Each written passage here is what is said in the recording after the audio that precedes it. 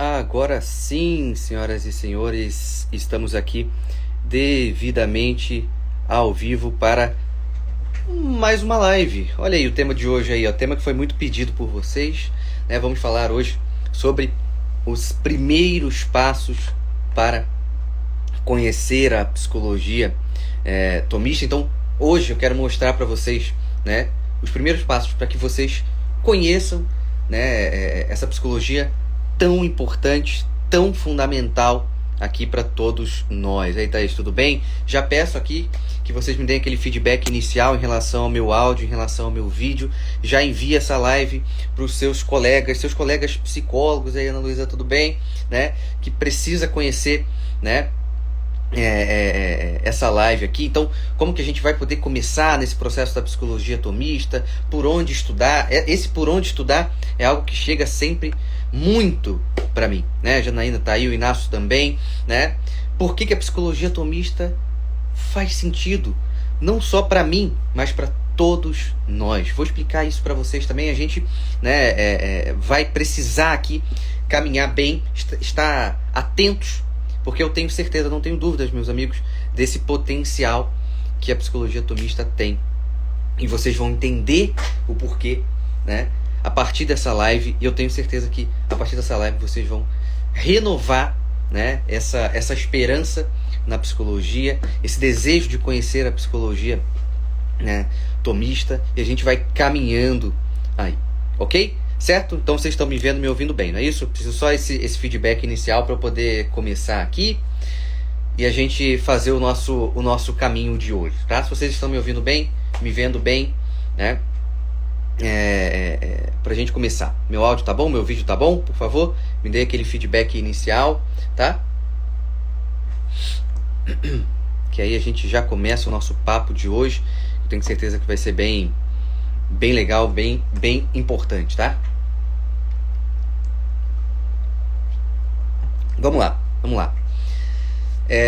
Quando a gente pensa aqui, meus amigos, na psicologia tomista, por que eu bato tanto nela, tá?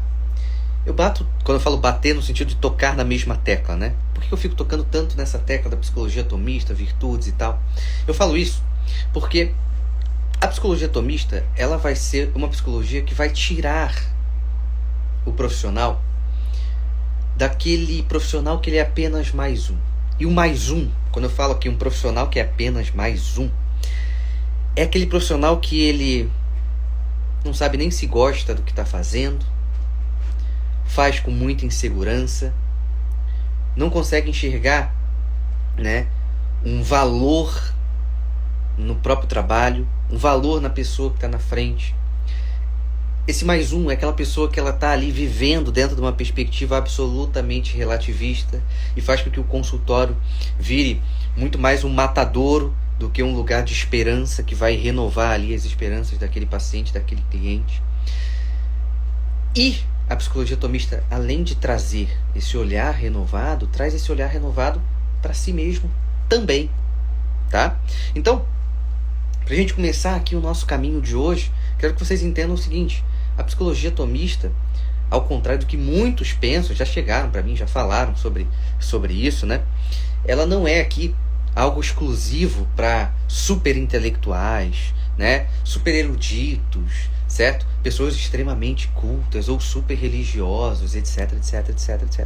Não, quando a gente fala aqui de psicologia tomista, meus amigos, a gente fala principalmente de pessoas. Menina, tudo bem? A psicologia tomista, ela é feita para pessoas. Quando a gente pensa numa psicologia saudável, quando a gente conversa, né?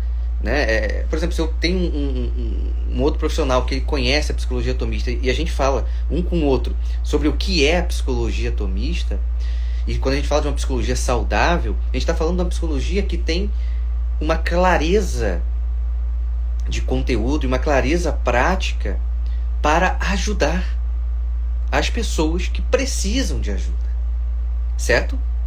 Então, esse é um ponto importante para nós, porque muitas das vezes a gente se perde achando que a psicologia... Uma vez eu estava até conversando com um grupo de colegas e eles falaram assim, não, mas não pode ser afetado, né? Exatamente, não pode ser afetado. Às vezes, muitas pessoas entram ali no estudo do tomismo, da psicologia tomista, e eles entram numa certa afetação. Eles começam a se considerar ali maiores, melhores. Meus amigos, isso não é culpa da psicologia tomista. Isso é culpa da desordem daquela pessoa, certo? Então, a gente precisa entender que a psicologia tomista é feita para pessoas, necessariamente. Ela é como se fosse um remédio. Não é à toa que, né, uma palestra lá de 2011, se eu não me engano, né, que o professor Martim Etchevarria veio para o Brasil pela primeira vez, né, o título da palestra era Santo Tomás, o médico das almas. Né, olha que ponto importante aqui para nós. Ou seja, então a psicologia tomista, ela é, em certo aspecto, sim, um medicamento, entre aspas, certo? Porque ela tem uma função necessária de cura. Claro que não é uma mágica. A psicologia tomista não é mágica, certo? Não é uma varinha, né? É um processo. Mas ela tem esse movimento, né? Uma vez, né, a pessoa que falou isso não pode provar, mas é muito legal ela falar isso, né? O mesmo professor Etchevarria, para quem não sabe, o professor Martim Etchevarria, a gente pode falar aqui como o maior psicólogo tomista que nós temos na atualidade. Ele falou que só de estudar a psicologia tomista, as pessoas já eliminariam patologias. Né? Olha que coisa interessante, né? E a gente não está falando de uma fala romantizada, não, meus amigos. É por quê? Porque é uma clareza. Eu sei que tem gente aqui que estuda, já estudou, enfim, conhece ali, né? Mas ela tem uma clareza que só de você entrar em contato com ela, as coisas começam a ficar mais claras na sua vida. Então, meus amigos, a psicologia tomista é para pessoas. Mas tem pessoas que não querem. A psicologia tomista não vai ser para aquele cara que ele quer ser soberbo, que ele quer se sentir maior do que os outros, que ele quer achar que ele é o tomista, dono de tudo, que ele quer fazer da consulta uma dinâmica de autorreferência. Aí isso vira um problema, tá? A Marília falou para falar o nome aí. Alguém escreve o nome do Martim Etchevarria. Vou mostrar daqui a pouco algo dele aqui importante pra gente nos passos, tá? Então, se a gente pensa num profissional que ele não quer melhorar, ele não quer ter um atendimento mais bem feito, ele não quer ter resultados ali, né, saudáveis. Realmente, se ele não quer isso, se ele está fazendo do consultório um palco, né, para justamente, né, alimentar essa dinâmica, né, do próprio ego, realmente não é para ele, tá? Então, a gente tem que perceber que há uma mudança pessoal para a gente encontrar aqui essa perspectiva da psicologia tomista, mas a gente vai falar disso daqui a pouco, tá? Então, daqui a pouco o Lucas, você falou aí dessa pergunta aí, daqui a pouco, quando eu falar dos passos, fique aí, porque quando eu falar dos passos eu vou responder a tua pergunta, tá? Então, deixa eu trazer uma coisa importante para vocês, né? Quando eu estava na faculdade, eu entrei na faculdade em 2009, tá? Eu entrei em 2009, eu tinha 18 anos, ia fazer 19 anos. Não tinha nenhuma noção do que era psicologia e tal. No quinto período, eu entrei numa certa crise onde eu iria largar a faculdade. Esse negócio não é pra mim. E, pra ser bem sincero pra vocês, porque esse era o único motivo que eu largaria a faculdade lá no meu quinto período. Eu olhava todas as abordagens que eu tinha conhecido na faculdade, todas, né? Freud, TCC, Gestalt, Heideggeriana, Rogeriana, Jung, enfim, todas essas abordagens e algumas outras, né? E eu olhava para elas e falava assim, eu não acredito nelas. E em que sentido eu falava que eu não acreditava nelas? Eu quero que vocês entendam bem isso aqui. Não estou falando que elas não podem ajudar, que elas não tenham algo bom. Mas assim, eu não acredito na cosmovisão delas. Então, para mim era fundamental, pensando como profissional, um futuro profissional de psicologia, um psicoterapeuta, que eu tivesse, né, necessariamente uma cosmovisão que eu acreditasse. Porque se eu não tenho uma cosmovisão que eu acredito, eu vou estar pegando emprestado uma cosmovisão que eu não acredito e vou ter que olhar, a partir dessa cosmovisão que eu não acredito, as pessoas que eu vou atender. Quando eu vi esse ponto... Pois é, Nina, exatamente, né? Quando eu vi esse ponto, eu falei, não, pra mim não dá.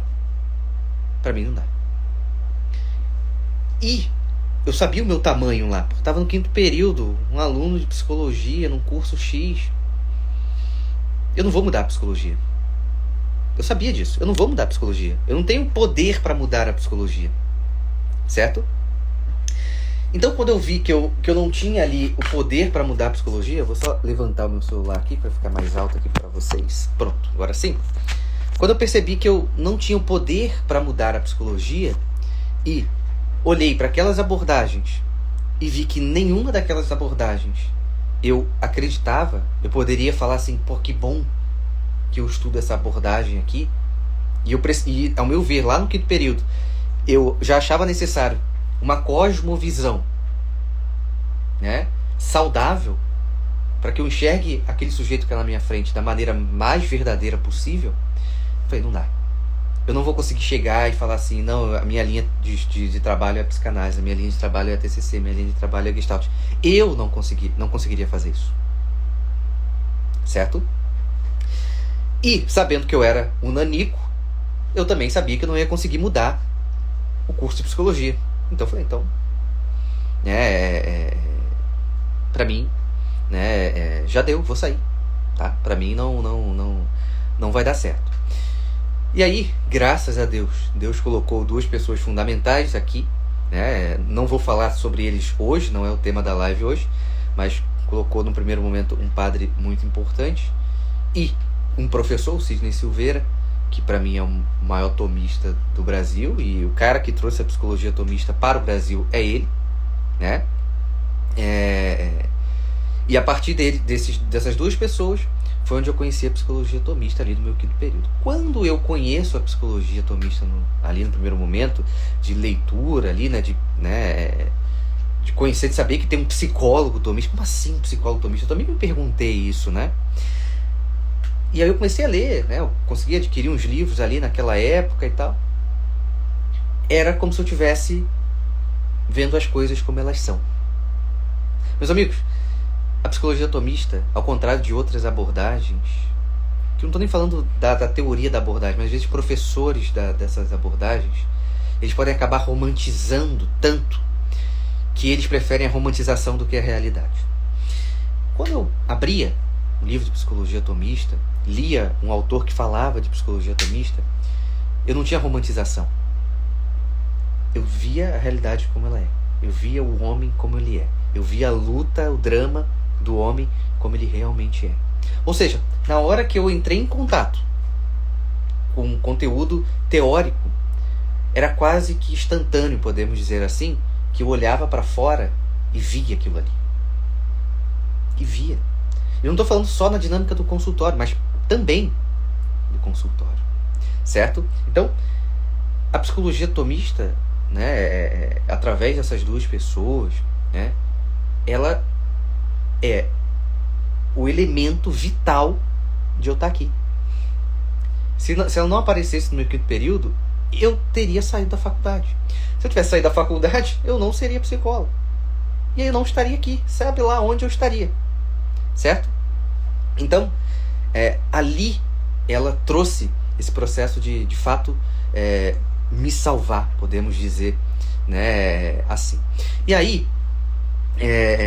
eu vou pular, né, mais pro final, assim, da faculdade. A ideia aqui, né, não é necessariamente contar toda a minha história aqui, mas aí, lá no final do período, quando eu fiz minha monografia, foi sobre psicologia tomista. Eu coloquei no final da minha monografia uma entrevista bem básica com o professor Martim Echevarria. E aí eu perguntei, uma das perguntas era assim: existe algum lugar na psicologia que a psicologia tomista não consegue entrar? Até porque quando a gente, para quem aqui é estudante ou já é formado, a gente pode falar de psicologia do esporte, psicologia social, psicologia clínica, psicologia hospitalar, etc, né? E aí ele, uma resposta simples, objetiva e clara, como ele bem é, né? Ele falou, não, a psicologia atomista pode entrar em qualquer âmbito. E isso era uma coisa que, como eu estava vendo aquilo, né, eu também já entendia, né? Falei, putz, eu já achava isso, mas ele era uma autoridade, né? E ele falou isso e faz total sentido, né? A gente vai caminhar bastante esse ano nessa perspectiva da psicologia atomista. E quando eu leio, né, livros, quando eu vou pensar, né, refletir sobre a psicologia atomista, cara, eu não sei se tem algum aqui.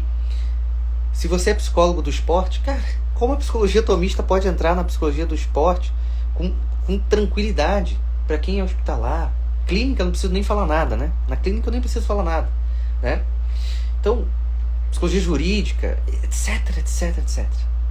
Né? A psicologia atomista, meus amigos, ou melhor dizendo, o tomismo, ele é uma catedral. Imaginem uma catedral gigante, enorme, várias torres, várias salas. E uma dessas salas é a psicologia atomista.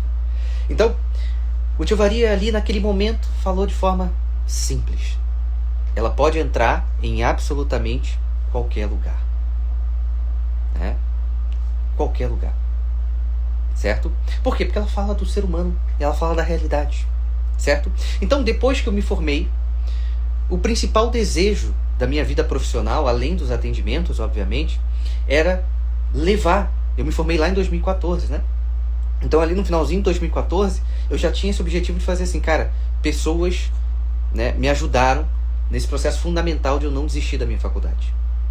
Me apresentaram algo, me animaram, né? Falaram de bibliografia.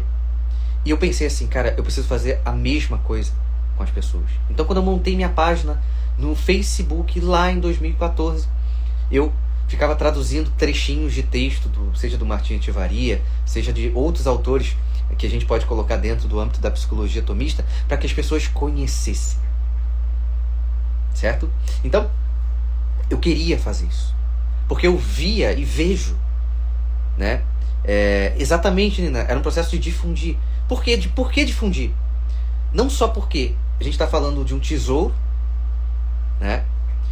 Mas principalmente também pela angústia dos profissionais.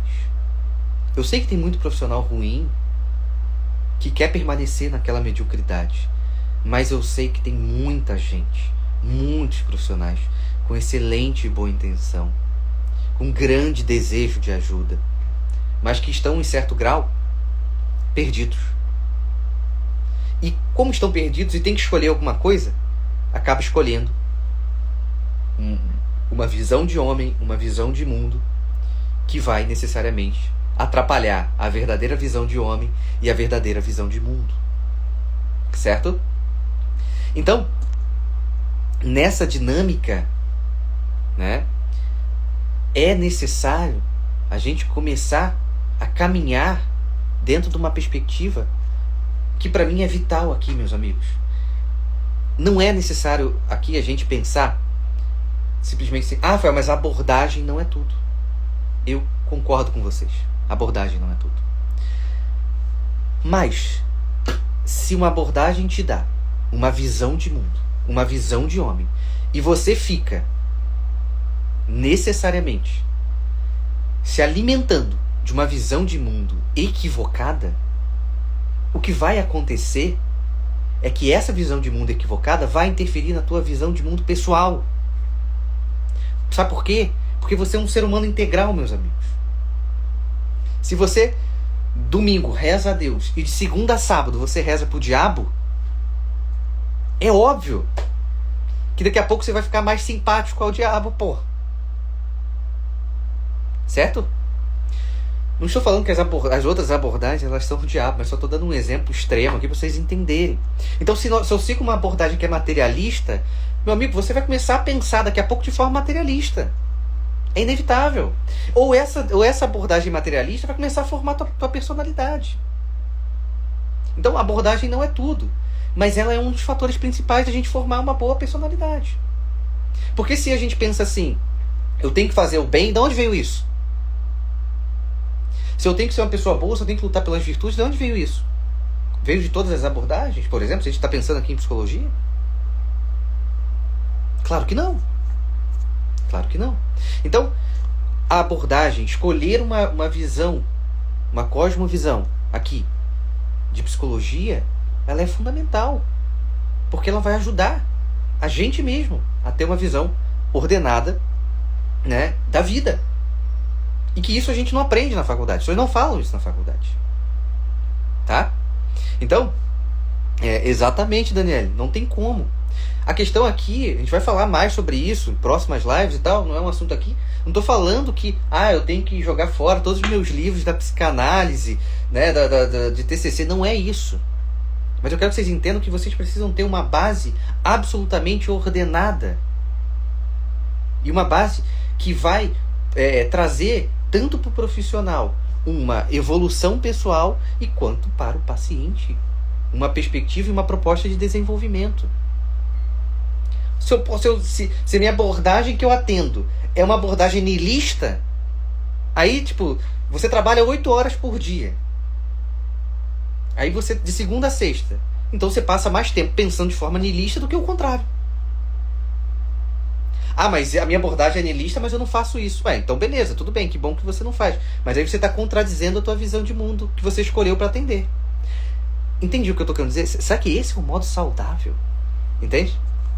Então, ao meu ver, o modo saudável é você ter uma boa abordagem que traga esse processo. Que oriente essa perspectiva de forma ordenada. Cara, eu acredito nisso aqui. A pior coisa que tem para uma pessoa, para um profissional, é estar com uma abordagem que ele não acredita. Entende? A gente já chegou para mim direct no WhatsApp. Rafael, eu adorei meu curso, mas hoje eu estou completamente angustiada. Eu não acredito nisso aqui, mas meus estágios foram todos aqui. Mas isso aqui me faz mal. Olha isso. Então, a gente precisa estar atento necessariamente a essa dinâmica, tá? Então, um ponto fundamental aqui para nós, quando a gente pensa na própria psicologia tomista, a gente não pode ser impessoal a ela. Muitas das outras abordagens, isso acontece. Eu sou impessoal à abordagem. Isso aqui é só uma ferramentinha que eu uso. Mas eu tô lá, me alimentando. Eu tô lá, vestindo a camisa. Eu tô me alimentando. Eu tô escutando. Eu tô lendo. Eu tô formando meu imaginário. Eu tô fazendo um monte de coisa dentro de uma perspectiva niilista. Não, mas ali eu sou impessoal. É só para aquilo ali. Entende o ponto? É isso que eu quero que vocês entendam. Quando eu falo que a psicologia tomista precisa de uma pessoalidade, é que você precisa se alimentar dela. O primeiro movimento da psicologia tomista é necessariamente a sua própria vida, a sua pessoa. Quando você lê aquilo, você fala assim, cara, eu preciso melhorar. Eu preciso ser melhor. Ponto final. Eu preciso melhorar, eu preciso ser melhor, acabou. Ou seja, eu não posso ser impessoal. Entende? Eu não posso ser impessoal. Porque senão eu vou usar a dinâmica como se ela fosse um objeto. Então, meus amigos, primeiro ponto, pessoalidade. Eu vou experimentar aquilo. Ao estudar e ver a proposta de ordenamento, virtude, etc., eu olho para mim. Ao olhar para mim, eu compro isso para mim. Entende? Eu vou praticar isso. Certo? Esse é um ponto importante. Tá? Outra questão também, que a gente tem que se livrar absolutamente dos preconceitos. Não, né? É uma terapia religiosa. Meu amigo, não seja ignorante. Ignorante e preconceituoso, coisa que provavelmente o cara que fala isso adora falar, né? Não podemos ser aqui preconceituosos. Meu amigo, eu não vou rezar o terço com o paciente dentro da sessão. Eu não vou dar a mãozinha para ele, vamos aqui pedir a intercessão. Não, meus amigos. A psicologia tomista tem uma proposta séria de tratamento. Não que rezar não seja sério, mas ali tem uma dinâmica, uma consulta psicoterapêutica, né? Então, a gente precisa se livrar desses pontos. Mas Rafael, é uma terapia religiosa? Sim. É uma terapia religiosa, porque, afinal de contas, o autor é um santo que foi canonizado pela Igreja Católica, então é uma terapia religiosa. Então, vamos pensar o seguinte. A questão aqui, né? Exatamente, Alexandre. O primeiro ponto, quando a gente pensa na psicologia tomista, é trazer ela para a pessoalidade, tá? Vamos pensar na dinâmica religiosa aqui. Tem muita gente que ataca a psicologia tomista assim, né? As outras são neutras, né? São neutras. O existencialismo sartreano ele não é neutro, né? Ele não é neutro, né? Então a gente pode falar que o existencialismo sartreano seria uma terapia ateia? E se a gente falar assim, sim, ela é uma terapia ateia. E se ela é uma terapia ateia porque ela tem como um autor um ateu, então nesse sentido a gente pode falar que a psicologia tomista seria uma terapia religiosa. Só que, dentro da psicologia tomista, a proposta é uma proposta de ordenamento. Ordenamento pessoal, vamos dizer assim. Você vai se ordenar. Mas se a gente vai numa terapia existencialista sartreano, talvez ali talvez tenha uma pedagogia do ateu, né? Ou seja, vou fazer com que esse sujeito que está aqui querendo a verdade saiba que a verdade é relativa e saia um pouco mais ateu de cada sessão, né? Então, precisamos aqui estar muito atentos nessa perspectiva, tá? E outra coisa, se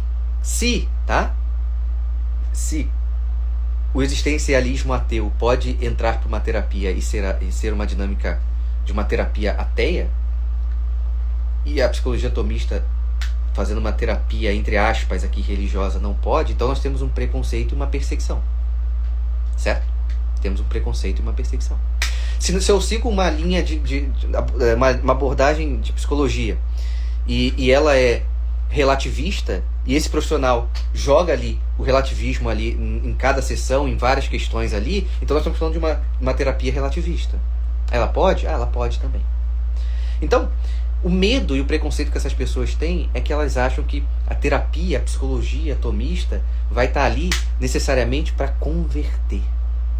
Induzir o paciente a seguir uma religião específica. E isso é fruto, novamente, desse pré-conceito, né, e dessa ignorância. Porque quem fala isso não leu uma página de psicologia tomista. E é isso que eu proponho para vocês que vocês não façam isso de jeito nenhum, pelo amor de Deus. Tá? Vocês precisam conhecer. Eu sempre falo que a psicologia tomista é um convite. Eu fui convidado lá no 5º período. Eu fui convidado. Eu poderia ignorar, mas eu fui convidado. Porque as coisas eram tão claras, né? Eram tão cristalinas ali para mim, que eu pensei assim, putz, eu preciso aprofundar nisso, eu preciso fazer mais aqui. Certo? Então, esse é um ponto importante. Mas vamos lá, vamos falar aqui sobre, né, sobre alguns passos, né, os primeiros passos para conhecer a psicologia tomista. Vamos lá? Então vamos começar, né? Um primeiro passo que eu quero que vocês entendam é uma disposição, certo? Né? É uma disposição.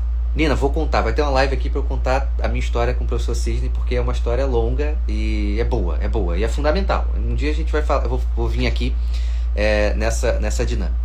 Então vamos lá, o primeiro passo aqui é justamente essa disposição pessoal para o autoconhecimento e o desenvolvimento pessoal. Por que seria, para mim, um dos primeiros passos aqui quando a gente pensa para conhecer a psicologia tomista? Porque ela vai necessariamente te convocar para uma mudança. Certo? Não estou falando aqui, meus amigos, de todo mundo, todos os psicólogos tomistas do Brasil, do mundo, dos planetas, eles são perfeitos. Não é isso, tá? Não é isso. Não sou perfeito, tenho meus defeitos, tenho que melhorar, tenho que lutar. Ponto. Mas, quando eu falo dessa disposição para autoconhecimento e desenvolvimento pessoal, é porque a psicologia tomista vai olhar para você através das linhas de um determinado livro e vai falar assim, olha, eu quero que você mude. Ok? Eu quero que você mude. Você sabe que você precisa ser melhor. Certo? Então o primeiro ponto é essa disposição. E eu quero que vocês podem até falar assim, mas isso é meio óbvio. Tá bom. Me fala qual abordagem que você leu, estudou, seja com um professor brabo aí, de qualquer lugar, que ele falou para você esse processo. Que você vai ser convocado a uma mudança. Que você vai ser convocado a necessariamente um desenvolvimento pessoal. Não, meus amigos. Não tiveram isso. Eu sei que vocês não tiveram. Né? O que vocês tiveram era, que bom que você está aqui, então beleza, você já está pronto para atuar, você só precisa entender as técnicas aí, vai lá, passa isso, né, faz supervisão comigo e ponto final. Acabou. Não. Aqui a gente está falando de uma outra perspectiva, onde o estudo da psicologia atomista vai ser uma campainha na sua consciência. Saiba disso. Saiba disso. Então eu preciso que você esteja disposto a essa dinâmica. Ok? Esteja disposto a essa dinâmica. A essa campainha na tua consciência tocar. E aí você começar a organizar e ordenar a própria vida. Claro, né, como a Nina bem acrescentou aqui, né, mudar dói, exatamente. Vai ter ali um processo de luta pessoal. Mas ela vai trazer essa campainha na consciência. Ok? Para mim, eu nunca vi nenhum outro lugar, nenhuma outra abordagem trazer essa perspectiva. Não traz essa perspectiva. Inclusive, isso é até uma imprudência. Quando eu formo profissionais sem falar de uma formação da personalidade, é uma grande imprudência. Inclusive, podemos falar que o curso de psicologia hoje é um curso que ele é de cima a baixo, de baixo a cima, um grande curso de imprudência. Porque em 5 anos aquele sujeito está formado, ele está formado em psicologia sem estar formado como pessoa, paga 500 e alguma coisa reais para tirar o seu CRP e vai atender. Então, é um curso absolutamente imprudente. Não estou falando que tenha necessariamente, né, uma má intenção, né, porque às vezes, né, todo mundo é tão imprudente ali, né? Enfim. Então, como isso é perigoso? Por isso que eu sempre falo aqui, muitas das pessoas, e aí, Álvaro, tudo bem? Muitas das pessoas, né, desistiram de procurar psicólogos, de fazer terapia, etc, etc, etc. E as pessoas falam, não, olha, como esse público leigo, ele é ignorante, e tal, e tudo mais. Eles pararam por culpa dos profissionais, que são medíocres e imprudentes dentro da sessão. Eles pararam porque o órgão responsável lá pelos profissionais não consegue fazer uma porcaria de uma propaganda decente na televisão, porque dinheiro tem, né? Porque o CRP custa 500 e pouco, certo? Então, imagina 20 mil psicólogos pagando 500 e pouco, né, anuais. Então, se um conselho não consegue fazer uma propaganda decente sobre terapia, ali no comercial da novela das 9, então ele está preocupado com outras coisas. A preocupação é outra. A preocupação é outra. Então, junto com isso, junto com profissionais absolutamente imprudentes, imaturos e consequentemente imprudentes, nós temos uma carnificina dentro de consultórios. Essa é a realidade. Nós temos uma total carnificina. Ok? E eu quero que vocês entendam isso. É uma carnificina. Tá? Não estou exagerando. Vocês que são profissionais aqui, vocês devem receber relatos de coisas absurdas faladas dentro de consultórios e incentivadas dentro de consultórios. Cansei de receber, ó, semana passada mesmo, comecei alguns pacientes novos, e eu falei, não, tô aqui porque, fui na psicóloga, que eu não vou falar a abordagem dela agora, mas não é essa que vocês estão pensando, né? Começa com P, não é psicanálise, né? E ela falou pra ele, você tem que procurar prostituta. Se isso não é uma carnificina, eu não sei mais o que é. Porque ali vai ser uma carnificina com ele, né? Vai ser uma carnificina com a família dele, etc, etc, etc. E é uma abordagem que... Não tô falando que é culpa da abordagem, não. Mas ali é aquele profissional imaturo e imprudente. Certo? Então, primeiro ponto, essa disposição. Precisam ter uma disposição.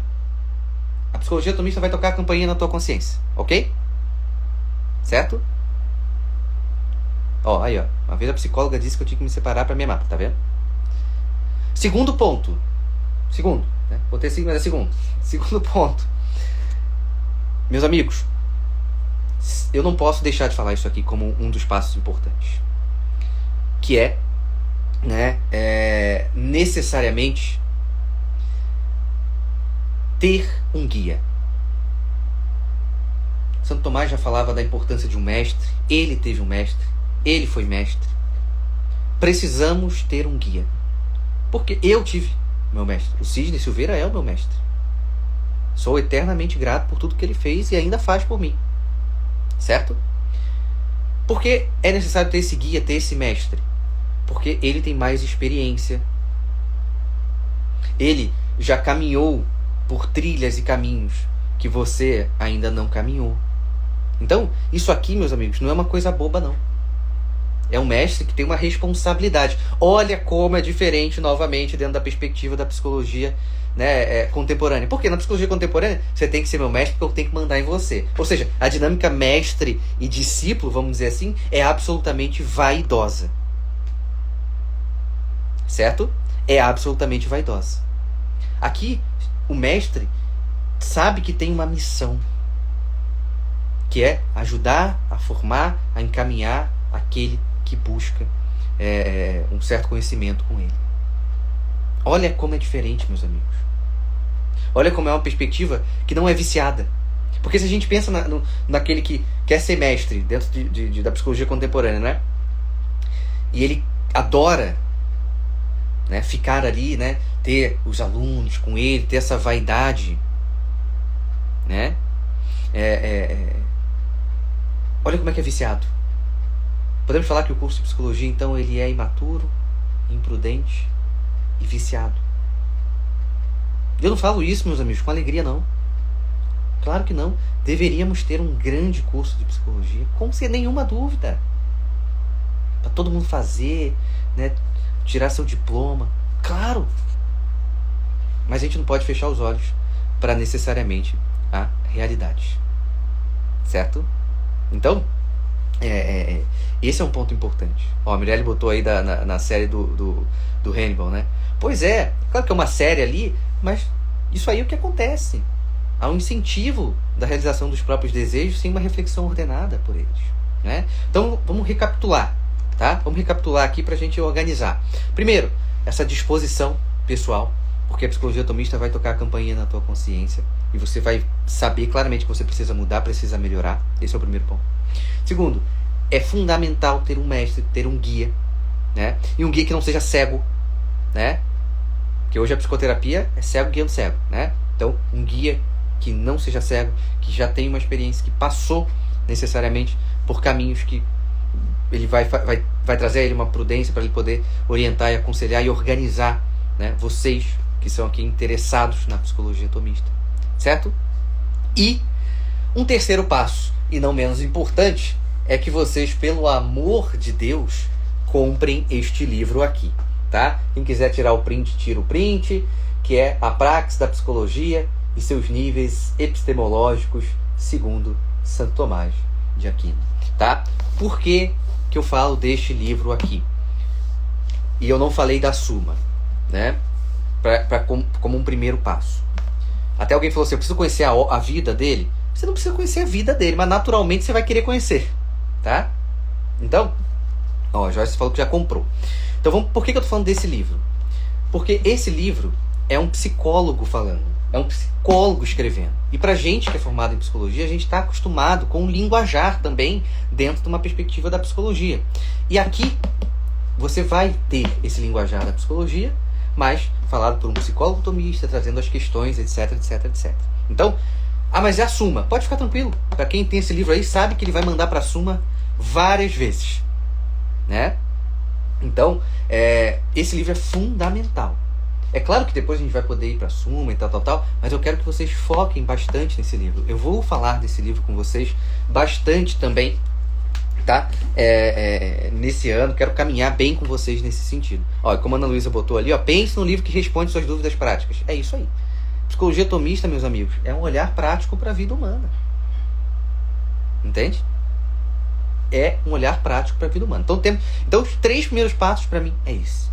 Forte disposição pessoal para um autoconhecimento e desenvolvimento pessoal, porque a psicologia atomista vai cobrar isso de você. Depois nós temos a necessidade de um guia, necessidade de um mestre. E, em terceiro lugar, esse livro, que é o principal livro de psicologia atomista e saiu recentemente em português. Vocês estão de sacanagem se vocês não comprarem, entendeu? Porque eu tenho esse livro, tá até aqui, ó, não sei se eu vou conseguir pegar. Eu tenho esse livro aqui e a minha caiu tudo aqui, mas tá tudo bem. Só que a minha, olha isso aqui, ó. Eu tenho esse livro aqui, né? que é a versão dele em espanhol, meus amigos. Então, tipo, pelo amor de Deus, vocês têm esse livro em português. Eu já li esse livro em espanhol tantas vezes e já olhei para esse livro em espanhol e tipo, meu Deus, como ele poderia sair em português? E vocês aqui estão com esse livro em português. Pelo amor de Deus, compre este livro. Tá muito mais barato do quanto eu paguei lá, sei lá, em 2013, 2014, não lembro quando eu comprei, tá? Então, esse é um ponto importante, tá?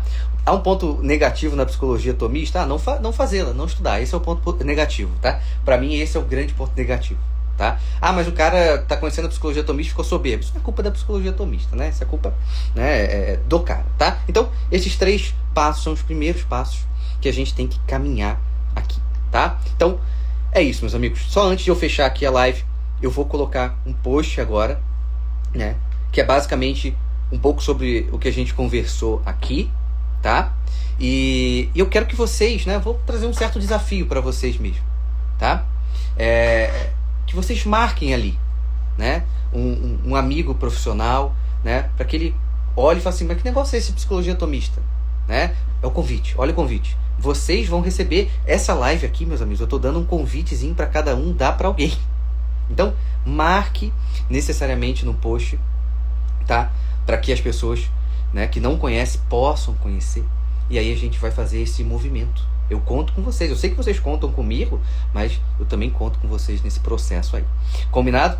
E também vou abrir uma caixinha de perguntas aí pra gente bater um papo também. Combinado assim? Meus amigos, muito obrigado pela presença de todo mundo que esteve aqui, todo mundo que interagiu, né? Vamos fazer um caminho esse ano muito interessante. Contem comigo. Vai sair post agora aqui no meu feed.